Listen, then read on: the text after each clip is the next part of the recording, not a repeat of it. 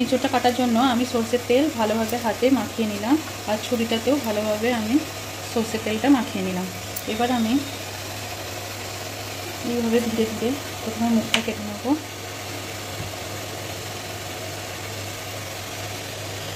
দিয়ে এইভাবে খালি করে নেব। এইভাবে আমি 2-8খানা করে নেব। এবার এটাকে এইভাবে ছোট ছোট পিস করে নেব। এইভাবে আমি এবার ছালগুলোকে ছাড়িয়ে নেব।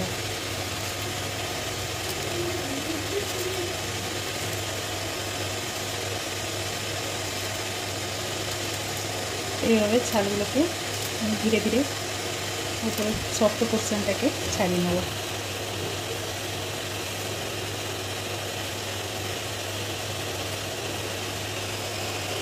এবার এটাকে আমি 2-8খানা করলাম।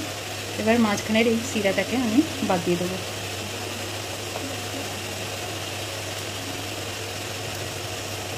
দিয়ে 2-8খানা করে নেব। এইভাবে আমি ছোট ছোট পিস করে নেব। এখন পুরো এঁচোড়টা আমি এইভাবে পিস পিস করে কেটে নিয়েছি। এবার আমি একটা পাত্রে গরম করতে দিয়েছি জল। এবার এই মধ্যে আমি এঁচোড়গুলো দিয়ে দেব। এঁচোড়ের পিসগুলো দিয়ে দিলাম।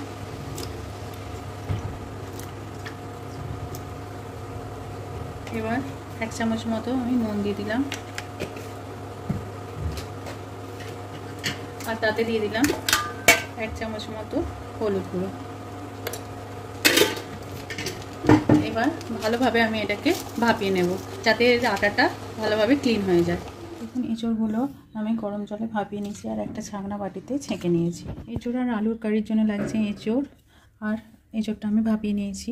আর লাগছে আলু আমি ডুমো করে কেটে নিয়েছি, পেঁয়াজ কুচি নিয়েছি, টমেটো কুচানো, মটরশুঁটি আমি নিয়ে নিয়েছি, আর এটা পেঁয়াজ আর আদা বাটা নিয়ে নিয়েছি, আর এটা লঙ্কা আর রসুনকে বেটে নিয়ে নিয়েছি। শুকনো মশলা নিয়ে নিয়েছি একটা তেজপাতা, আর একটা নিয়েছি গোটা শুকনো লঙ্কা, আর এতে নিয়েছি একটা 3টে এলাইচি, লবঙ্গ, আর একটা দারচিনি স্টিক, আর এখানে নিয়েছি শুকনো লঙ্কা গুঁড়ো, আর এটা নিয়েছি আমি হলুদ গুঁড়ো, এটা কাশ্মীরি লঙ্কা গুঁড়ো 1 চামচ মতো, আর ধনে গুঁড়ো আর জিরে গুঁড়ো। এবার একটা কড়া আমি গ্যাসে বসিয়ে নিয়েছি। এবার গরম হয়ে গেলে আমি সরষের তেল দিয়ে দেবো। তেলটা আমি গরম হতে দেবো। গরম হলে এঁচোড়গুলো আমি দিয়ে দেবো। প্রথমে লাল লাল করে একটু ভেজে নেব।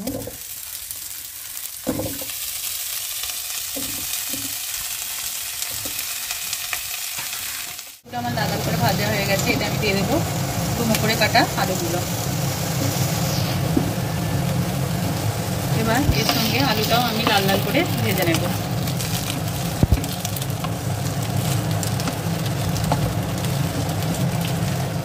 এঁচোড় আর আলু আমি লাল লাল করে ভেজে তুলে রেখে দিয়েছি। এবার আরেকটু সরষের তেল আমি এতে দিয়ে দিয়েছি কড়াতে। এবার এতে আমি প্রথমে দিয়ে দেবো একটা তেজপাতা, একটা শুকনো লঙ্কা গোটা, আর দিয়ে দেবো এতে গোটা গরম মশলাগুলো। এবার এটা ভালোভাবে ভেজে নেব।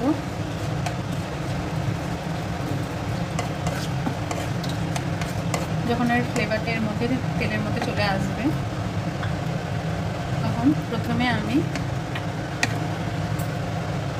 1 চিমটে কাশ্মীরি লঙ্কার গুঁড়ো আর 1 চিমটে হলুদ গুঁড়ো দিয়ে দেবো। দিয়ে ভালোভাবে নেড়ে আমি এতে লঙ্কা আর রসুনের পেস্টটা দিয়ে দেবো। এতে একটা সুন্দর কালার আসবে।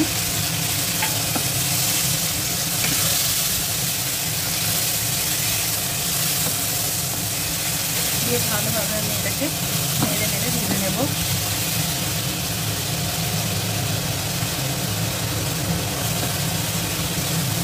রসুনের কাঁচা ভাবটা চলে গেলে আমি এতে প্রথমে কুচনো পেঁয়াজ দিয়ে দেবো। এবার এটাকে আমি এর সঙ্গে ভালোভাবে একটু লাল লাল করে ভেজে নেব। পেঁয়াজটা আমার লাল লাল করে ভাজা হয়ে গেছে। এই সময় আমি আদা আর পেঁয়াজ বাটা এখানে নিয়ে নিয়েছি। ওটায় প্রথমে এই যে শুকনো মশলাগুলো আমি দিয়ে দেবো। জিরে গুঁড়ো, ধনে গুঁড়ো, হলুদ গুঁড়ো, কাশ্মীরি লঙ্কা গুঁড়ো, আর এমনি লঙ্কা গুঁড়ো, সেটা আমি এতে মিশিয়ে দিলাম।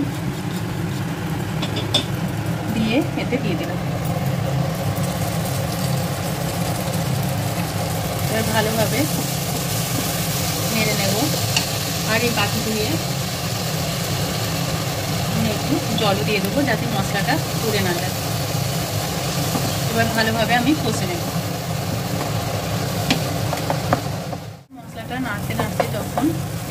তেল বেরোতে আরম্ভ করবে তখন আমি এতে অল্প একটু চিনি দিয়ে দেবো। এবার ভালোভাবে নেড়ে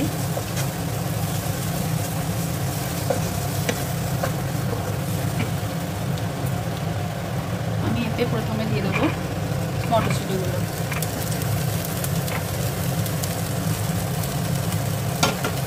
মটরশুঁটিটা দিয়ে আমি একটু ভেজে নেব মশলার সঙ্গে।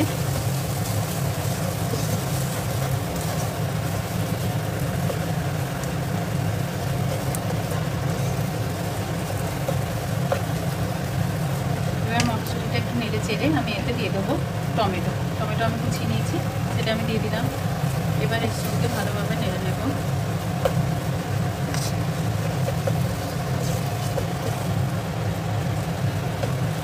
এবার টমেটোটা দিয়ে দেওয়ার পর এতে দিয়ে দেবো স্বাদ মতো নুন।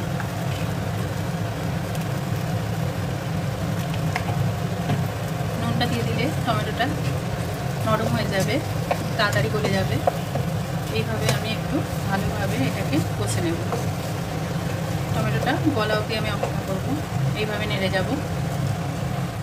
নাড়তে নাড়তে টমেটোটা গলে গেছে একদম, মশলাটা অনেকটা তৈরি হয়ে গেছে। এই সময় আমি আলু আর এঁচোড়টা এটা দিয়ে দেবো। দিয়ে এর সঙ্গে আবার একটু কষে নেব। এর সাথে সাথে আমি এতে অল্প একটুখানি দিয়ে দেবো ধনেপাতা কুচি। এবার এটার সঙ্গে ভালোভাবে মিশিয়ে আমি একটু তেল ছাড়া অবধি অপেক্ষা করব। এইভাবে নেড়ে যাব।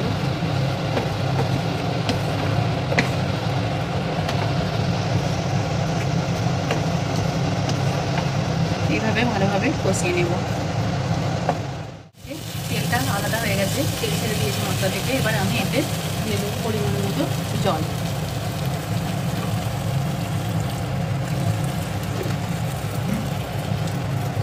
এবার নেড়ে নেব।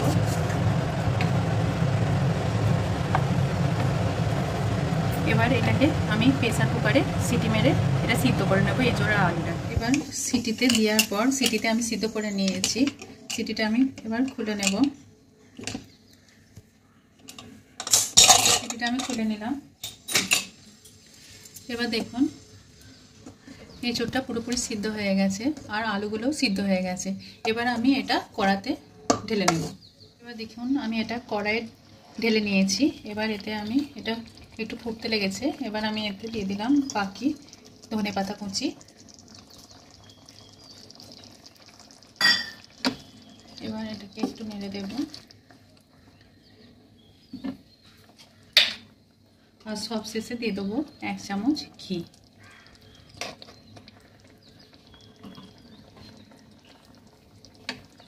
এবার ঢাকনাটা আমি চাপিয়ে দেব।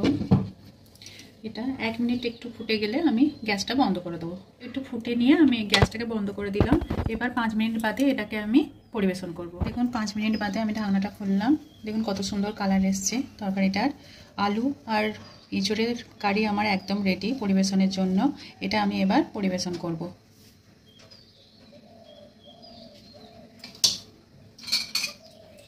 আমি একটা পাত্র নিয়ে নিয়েছি।